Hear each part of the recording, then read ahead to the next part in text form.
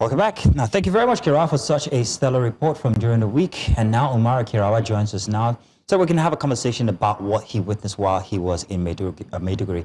Kirawa, the chosen one, you're welcome. Good to have you here for our Saturday Breakfast Extra. Always a pleasure to have you over, Kirawa.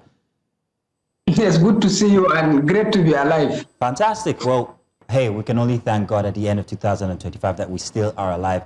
Seems like the only thing we came out with. We've lost everything else. But may God bless us for 2026. Let's talk about your experience in Maiduguri. Let's talk about the fact that this is one state in Nigeria that has been battling, maybe even the most when it comes to religious insurgency.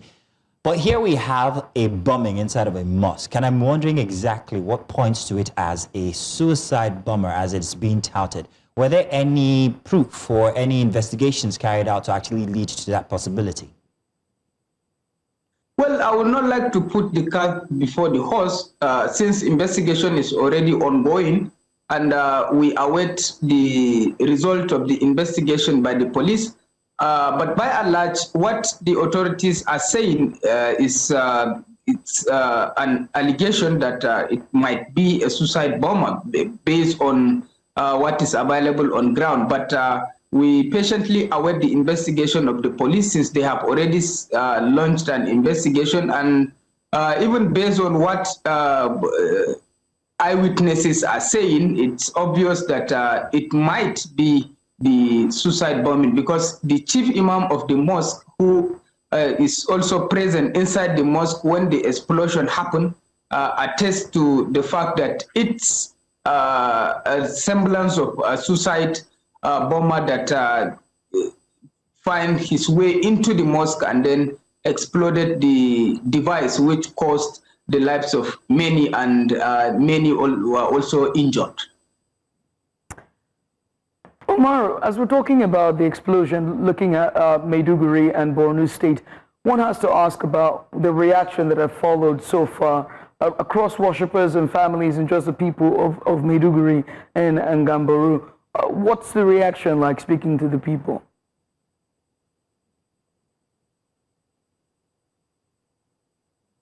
Umaru, are you there? Seem to have lost Umaru Kirawa, our correspondent live from Maiduguri there, who has been following the story of the mosque bombing that happened in Gambaru and Maiduguri. Kirawa, can you hear me now? Yes, I can hear you. Yeah, did you get my last question? Yes, I got it.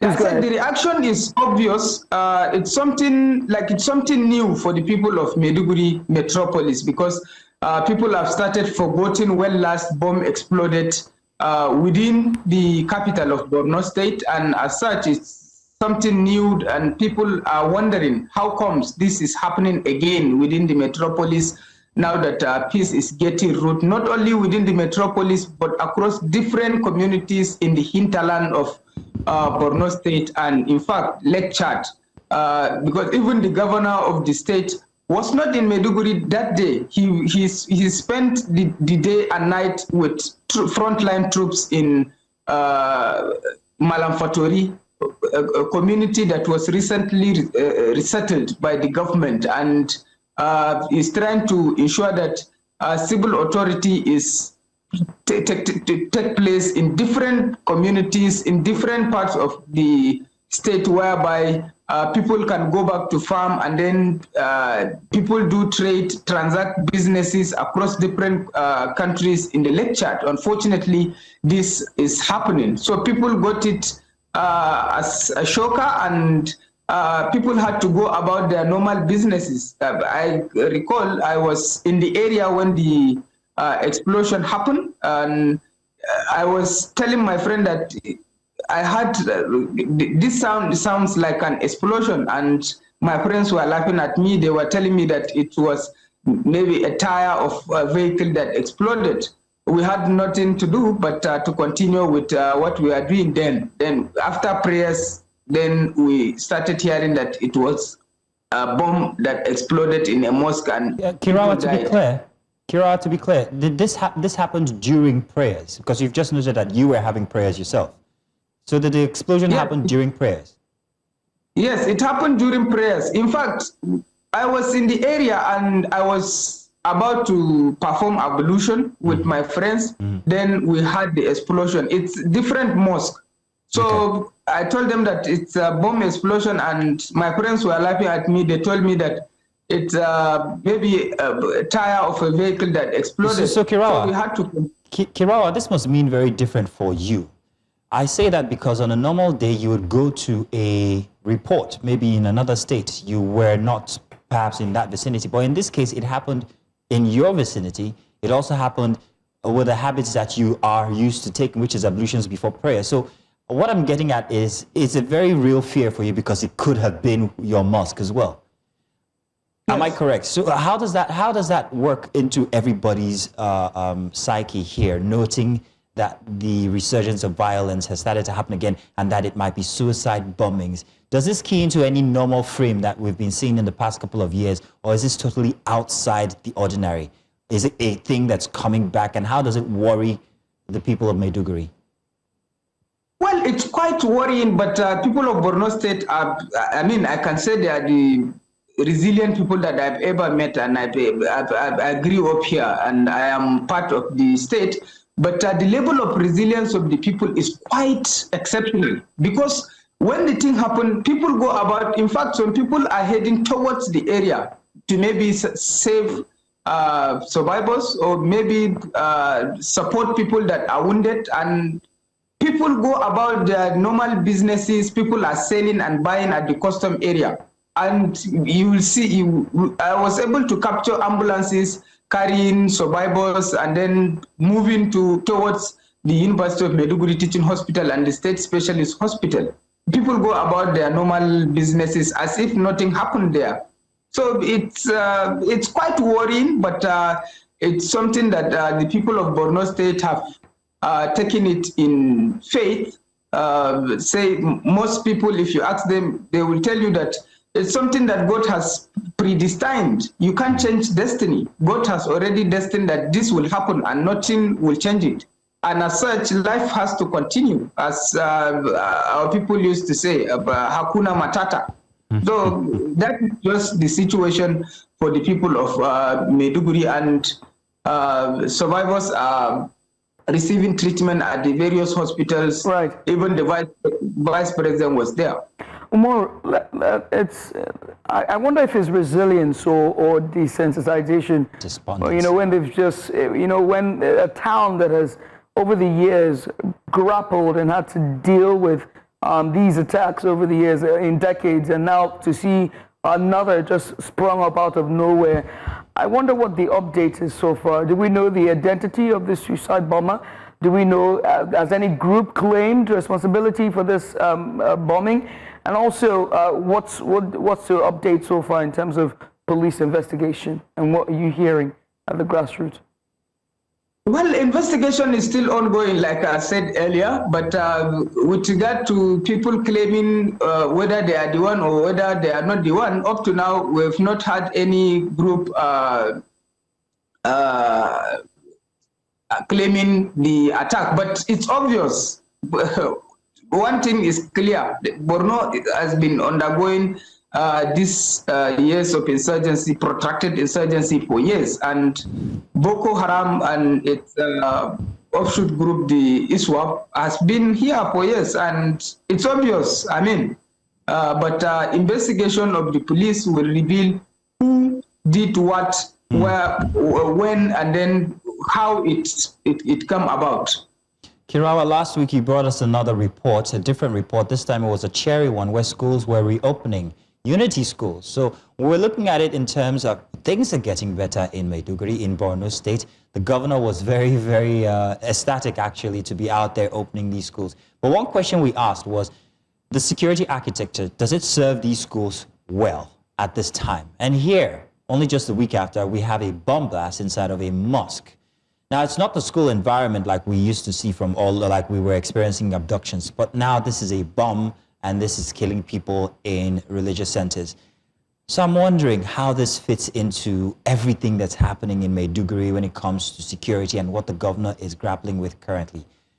Are students safe? Are worshippers safe? What has changed in the security architecture since Wednesday? Well, if you ask so many people, they will tell you that Maiduguri is much more safer than even Abuja. In fact, it's even safer than where you are. But, you know, incidences happen, and sometimes you cannot change destiny, like I've said. Even in hegemon countries like the United States of America, I mean, things happen. Even Donald Trump was attacked during his campaign. So there are some isolated cases that sometimes you cannot overcome, but it has to happen. But the most important thing is the faith of the people, the resilience of the people. When these things happen, they never give up, but they continue prayer, continue with what they are doing in terms of businesses, in terms of education, in terms of health, in terms of so many other things. And then the most important thing here is the message of the attack. People are now taking proactive actions in terms of ensuring that people are checked before they have access to public buildings, before they have access to schools, before they have access to mosques and churches. So sensitization is up. Everybody's sensitive regarding security. Everybody's on the watch out. But then again, it's also at a time when we had the U.S. strike in Sokoto as well. There's been nobody's come out to claim responsibility for this bomb blast in Maiduguri. But what do the residents of Borno or Maiduguri feel about the Christmas Day attacks in Sokoto? Did they welcome it? Well, I mean, it's a national team. Well, I will say it's an international team. People are really happy if the government or if authorities tackle or attack or handle the issues of insecurity, particularly attacking the terrorists, to ensure that they wipe out those that are marauding in different parts of the communities. But if such scenario maybe happen and then it affects civilians, population, or it affects our military, then it's quite unfortunate. So citizens of Maiduguri are not different with the citizens in different parts of the. Kirawa, that didn't exactly answer the question that I asked, but I'm gonna let that one go. But my point is, if we could drop bombs on terrorists in forests and have no casualties, how do we attend to an issue like what we've just seen in Maiduguri, where it's one individual who walks into a populated place and explodes a bomb? That's if the allegations are true. How would we do? We can't put a bomb there now, can we? So what suggestions are being discussed or you've heard that the people are concerned about when it comes to the peculiar case of bomb blasts inside of mosques in Maiduguri? Well, you know, the situation in Borno State and by extension the North is entirely different with what is happening in the Northwest. People in the Northwest, the terrorists in the Northwest, they are the bandits, sorry, let me use the correct word. Well, it's now saying the president has now labeled them terrorists. So bandits are terrorists, kidnappers are terrorists, and religious radicalized groups are terrorists. Seem to have lost Umaru there. Umaru Kirawa is a correspondent live from Maiduguri, joining us to give us update on the Borno Mosque bombing that happened. The suicide bomber went off during prayers on Wednesday. So far, we know that the death toll have increased to 12, and over 35, if I'm correct, is hospitalized with various degrees of injury. Umaru, are you back? I do hope we have him back. But Umaru, you're back. Fantastic. Thank you very much. I hope you can finish the question that I asked from before. Do you still remember it? I was asking about the peculiar nature of the Maiduguri case, where it's an individual in a mosque as against having bandits in a bush that could easily be bombed. And you were saying? Yes, I was saying that the situation is entirely peculiar. The terrorists, the operation of the terrorists in the Northeast and that of the Northwest is entirely different. Here, some of the terrorists are even within the towns and villages. They cohabit within towns and villages. They move with people, and sometimes it's very difficult for the security forces to identify them, since they are not using certain clothes or certain means of identity for the authorities or for the military or for the security forces to identify them. So it's a very difficult task, but with the emergence of groups like the civilian JTF, who are a child of necessity and who are mostly in the communities. Within the communities, there are youth groups and including women and then persons living with disability. They know the people that are within their community, and as such, there is that type of intelligence sharing between them and the military forces, the police, the civilian, the civil defense, and other paramilitary within the community. But it's a very tough operation that the military and other security agencies are undergoing here in the Northeast. I wonder if you're able to speak to any of the injured that were hospitalized. What were their eyewitness reports? What exactly did they see or hear whilst inside the mosque? Well, those in the hospital, some of them cannot even say what happened. They just heard of explosion and they saw themselves in the hospital. But we spoke with the chief imam of the mosque. He narrated his ordeal, which is also part of the report that we played.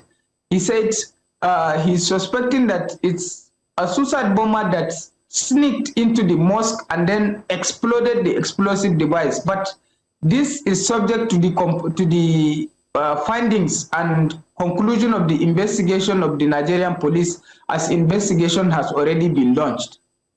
All right. Umaru, we must say thank you for taking out the time to join us this Saturday. It's fun to have you join us on the last Saturday of the year. And we're wishing you a very, very excellent day and, of course, a happy 2026. Thank you so much for coming on. Thank you, Kirawa. We celebrate our birthday in 2026 together. You know, we are birthday colleagues. So I was waiting for you to say it. Maybe this time we'll do it together in one place and we won't be far away. You know, we'll be together. Yeah, I hope, and I hope too you learn your language too. Umaru, bye-bye. Thank you. I knew you were going to take me. I'm going to have a jab at me. Umaru Kirawa there, correspondent live from Maiduguri, Borno, and also my birthday mate. It's going to show a big show. When we come back, we'll bring you a big story. Stay with us.